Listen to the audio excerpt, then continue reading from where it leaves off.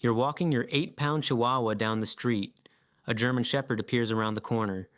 Your dog loses it, barking, lunging, trembling with rage at a creature that could literally swallow him whole. The shepherd barely glances over. Your dog acts like he just won a war, and you're standing there with the leash, wondering why your tiny animal has the confidence of a dragon.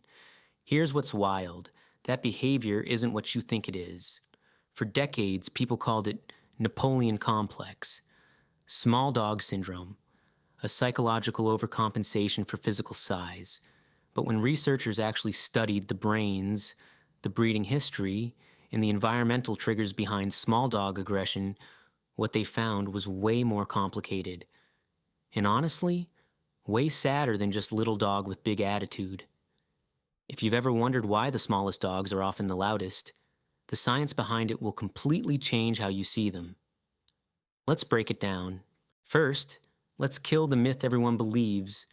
The term Napoleon Complex comes from the idea that Napoleon Bonaparte was short and overcompensated with aggression and ambition. But here's the thing. Napoleon wasn't even short. He was 5 feet 7 inches, which was average for French men in the 1800s. The short Napoleon story was literally British propaganda during the war. So the entire concept we use to explain small dog behavior is based on a lie. But even beyond that, applying human psychological frameworks to dogs is where we go wrong from the start. Dogs don't have egos the way we do. They don't look in the mirror and think, I'm small, so I need to prove myself. What they do have is a nervous system shaped by thousands of years of selective breeding, environmental reinforcement, and a completely different sensory experience of the world than ours. A 2019 study published in Applied Animal Behavior, Science by Paul McGreevy, and his team analyzed over 8,000 dogs across 80 breeds. They found that smaller dogs did show higher rates of what they called undesirable behaviors. Barking at strangers, lunging, resource guarding, and excitability. But, and this is critical, the size of the dog didn't predict the behavior. The treatment of the dog did. Small dogs weren't born aggressive. They were made that way, and the process starts way earlier than you think. Let's talk about what small dogs were actually designed to do, because it's not what most people assume. A lot of toy breeds weren't bred to sit on laps and look cute. They were bred to hunt, to kill, and to do it in tight, dangerous spaces where bigger dogs couldn't fit. Take the Yorkshire Terrier. Looks like a walking hairbrush, right? That dog was bred in 19th century England to crawl into coal mines and textile mills to kill rats. Not chase them. Kill them. Fast, aggressive, fearless. Dachshunds, bred to go into badger dens. Badgers are 30-pound carnivores with bone-crushing jaws. A dachshund's job was to go underground, face that thing in the dark, and either kill it or hold it until hunters arrived. Miniature pinschers, Jack Russell Terriers, Chihuahuas. Many of these dogs carry what's called a high prey drive and low bite inhibition, traits that were specifically amplified through selective breeding. A 2020 study in Scientific Reports found that terrier breeds showed significantly higher activation in the amygdala, the brain's fear and aggression center, when exposed to novel stimuli compared to herding or companion breeds. Your 6-pound Yorkie isn't confused about his size. His brain is running the same software his ancestors used to kill rodents in a factory basement. The problem? He's living in a world where that software has nothing to do. And that's where things get messy. Here's the part that's uncomfortable, but true. A lot of small dog aggression isn't the dog's fault, it's ours. There's a well-documented behavior pattern researchers call differential treatment based on size. Basically, we let small dogs get away with things we'd never tolerate in a big dog. A study by Arhant and colleagues published in Applied Animal Behavior Science in 2010 surveyed over 1,000 dog owners. They found that owners of small dogs were less likely to attend obedience training, more likely to pick up their dog when it showed fear or aggression, more likely to allow the dog on furniture, in bed, and to demand attention. less likely to enforce boundaries or correct undesirable behavior. Think about it. If a golden retriever lunges at another dog, the owner yanks the leash, says no, and corrects the behavior immediately. Why? Because a 70-pound dog doing that is dangerous. But when a Chihuahua does it, people laugh. They pick the dog up. They say, "Oh, he thinks he's so tough." And from the dog's perspective, that's reinforcement. The behavior worked. It got a reaction. It got physical comfort. It got attention. Over time, that small dog learns aggression works. But there's something even deeper happening, and it starts in puppyhood. Imagine you're 8 inches off the ground. Every human is a giant. Every door slam sounds like an explosion. Every footstep could crush you. A medium-sized dog approaching looks like a bear. This is the daily reality for a small dog, and it has a measurable psychological impact.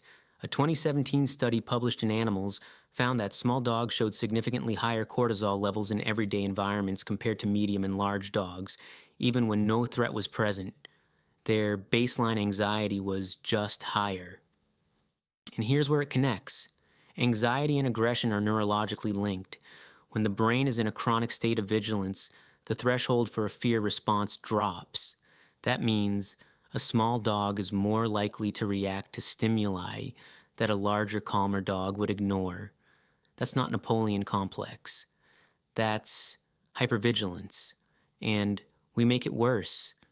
When a small dog shows fear, say, a bigger dog approaches, the instinct for most owners is to scoop them up. It feels protective, but behaviorists will tell you that's one of the worst things you can do. Why? Because picking up a fearful dog confirms the fear. You're essentially telling the dog, yes, that thing is dangerous. I need to remove you from the situation.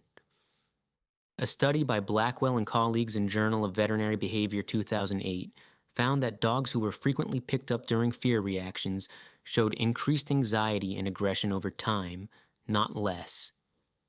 The dog doesn't feel rescued. The dog feels like the world is even more dangerous than they thought, and now they have to handle it themselves, so they bark, they lunge, they try to make the threat go away before you have to intervene. That's not to dominance, that's desperation. Here's a pattern almost every veterinary behaviorist will confirm. Small dogs are under-socialized compared to large dogs. Why? Because their size makes it easy to avoid socialization. You can't really avoid socializing a German Shepherd puppy.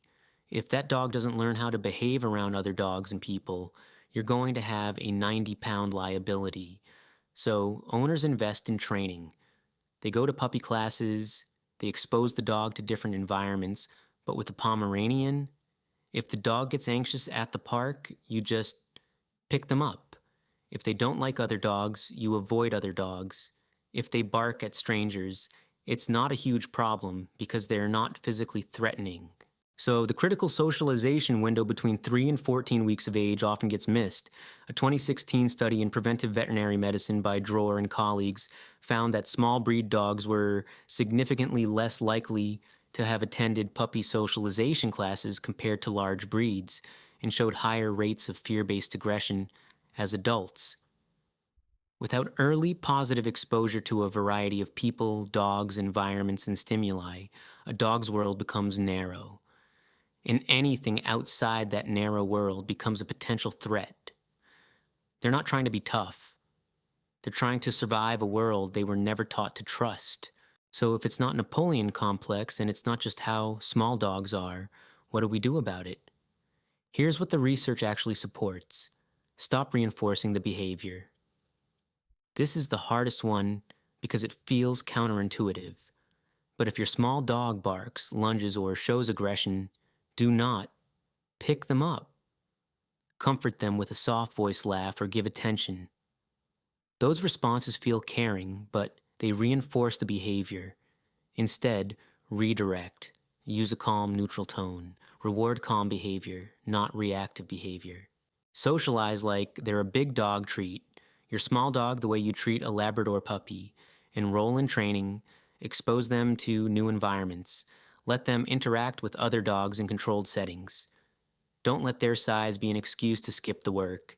A 2018 study in applied animal behavior science found that small dogs who attended group training classes showed significantly lower aggression and fear scores than those who didn't. Let them walk on the ground. Seriously, let your dog experience the world at ground level. Carrying them everywhere denies them the ability to build confidence, process their environment, and develop normal coping skills. Understand their history. If your small dog is a terrier, a working breed, or a ratter, they're going to have energy and drive that needs an outlet. Puzzle toys, scent work, fetch give them something to do that satisfies those genetic instincts. A bored, understimulated terrier isn't aggressive because of size. They're aggressive because they're frustrated. Medical check. Sometimes what looks like aggression is pain. Small breeds are prone to dental disease, luxating patellas, and neck injuries.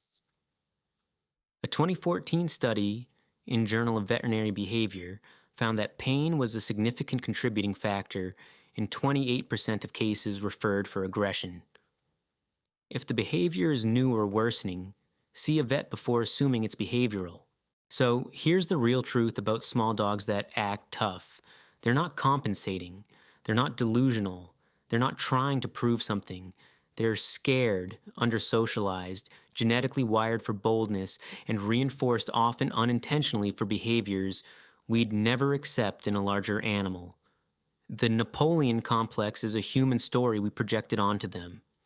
The reality is way more layered and way more fixable. Your tiny dog isn't trying to be something he's not.